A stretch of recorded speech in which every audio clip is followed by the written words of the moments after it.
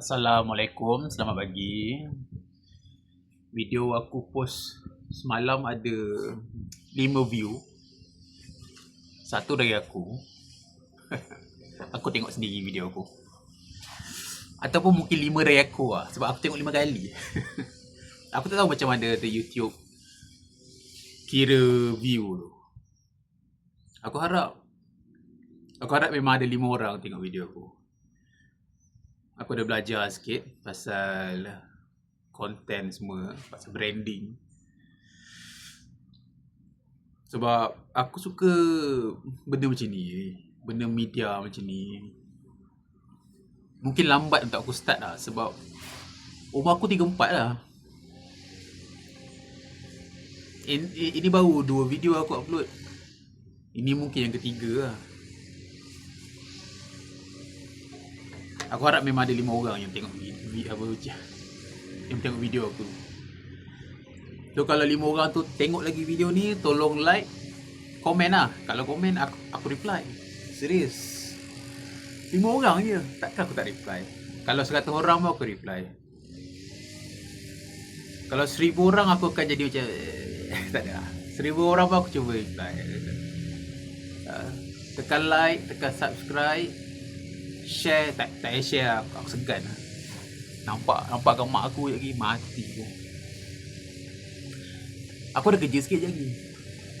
Aku ada hal sikit, aku berhenti. Aku rasa aku nak rakam pun rakam. Tak tahu aku upload.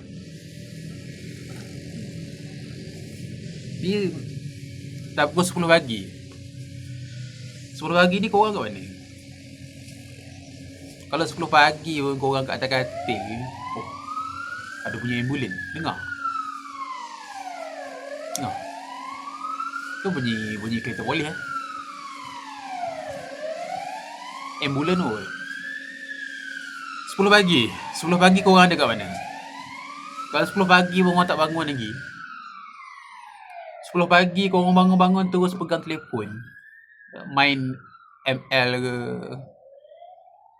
apa lagi, PUBG ke, and umur kau dah 18 ke atas, jangan bising lah kalau satu hari nanti bila umur kau dah 25, 26, kau tak ada apa yang orang lain ada. Itu je aku nak cakap.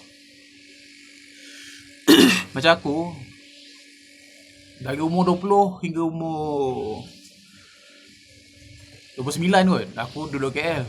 Macam-macam kerja aku buat. Macam-macam kerja kau sebut, mungkin aku pernah buat. Cuba korang komen sebut pekerjaan apa kat KL, selain daripada pekerjaan mahal yang macam engineer. Itu aku tak ada. Engineer ke apa ke, apa lagi. Maksud aku pekerjaan B40 itulah. Pekerjaan B40. Aku rasa aku pernah buat. Tapi lepas COVID tu aku balik jengka lah. Aku balik jengka. Niaga jual telefon. Lepas tu buat kerja-kerja freelance sikit. Macam-macam lah. Sebab aku ada diploma perfilman dan animasi. And aku harap tak ada member aku yang tengok video ni lah. Aku ni insecure tau. Macam kalau korang tengok, korang komen teruk-teruk, aku jadi sedih sikit. Atau member aku tengok, aku je segan. Aku delete terus channel ni. Kan? Aku ada kerja sebenarnya ni. Aku tak tahu kenapa aku rakam. Tapi 10.30 lah. 10.30. Banyak kerja aku buat kat sini. Sekejap